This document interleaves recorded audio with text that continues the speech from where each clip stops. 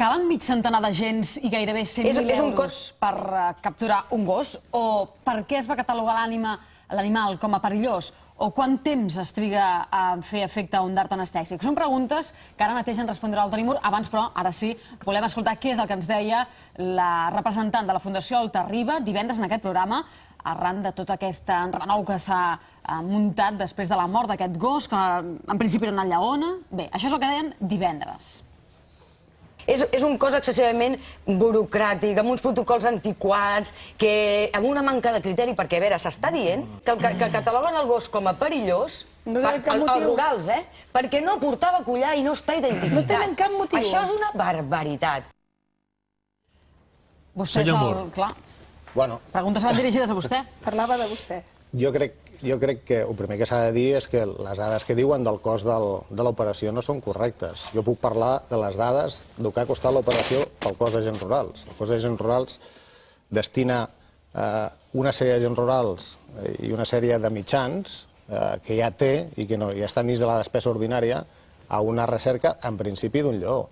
Nosaltres, el primer avís que ens arriba el dissabte és que ja s'ha avistat una lleona a la zona de la Sénia i nosaltres se'ns avisa per part del Centre de Coordinació d'Emergències i anem a buscar aquesta lleona junt amb Guàrdia Civil, junt amb Mossos d'Esquadra, junt amb la policia local de la Sénia, i tot aquest operatiu és del voltant de 50 persones, això sí que és cert.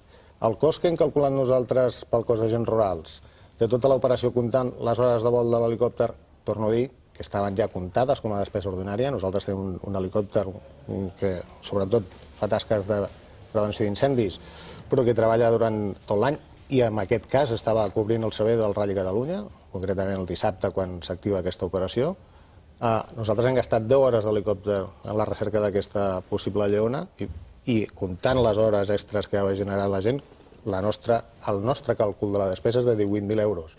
Jo no puc dir què és el que ha costat dels altres organismes. 18.000 euros. 18.000 euros. Molt bé, de 18.000 euros als 100.000 hi ha una gran diferència. Però, independentment del cost, permetin-me unes quantes preguntes per ordre.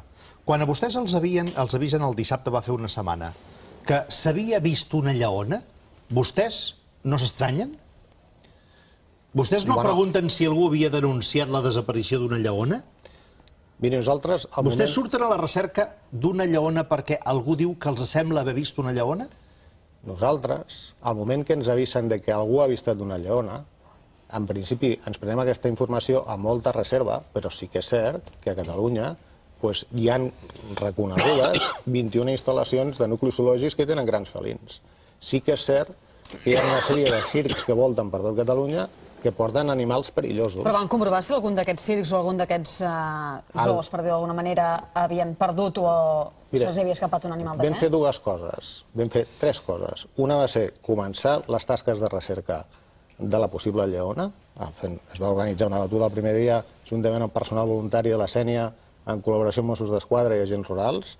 En segon lloc, vam començar una investigació comprovant tots els nuclis zoològics que tenien coneguts a la zona i tots els circs que havien passat per la zona si havia hagut algun problema d'aquest tipus. I els van dir que no. I ens van dir que no. I després vam començar a mirar si detectàvem algun rastre de lleó, o de lleona, o de felí, a les zones on havien sigut avistats, en primer lloc, només per una sola persona, el dissabte, i només vam trobar petjades de gos.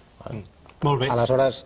Quan vostès saben que només una persona diu que creu que ha vist una lleona, vostès parlen amb aquesta persona. Sí. I aquesta persona què els diu? Que era una lleona o que li sembla que era una lleona? Assegura que era una lleona. Assegura que era una lleona? Vostès li pregunten si havia vist lleones abans a la seva vida, aquesta persona? No, les ha vist, suposo, com qualsevol altra persona.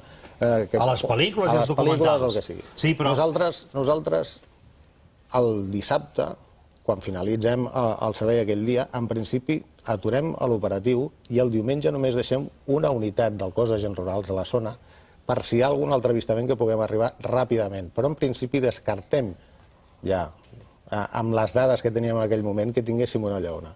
El problema és que al vespre del diumenge hi ha un segon testimoni que diu haver vist també una lleona, molt a prop del pantà d'Ulldecona. Aleshores, nosaltres, amb aquest nou avistament, el dilluns al matí tornem a engegar perquè eren dues persones diferents que no havien parlat entre elles, que no tenien cap relació, i nosaltres pensem que potser cal tornar a iniciar la recerca. Nosaltres tornem a iniciar la recerca, també amb l'ajut de l'helicòpter, amb l'ajut de Mossos d'Esquadra.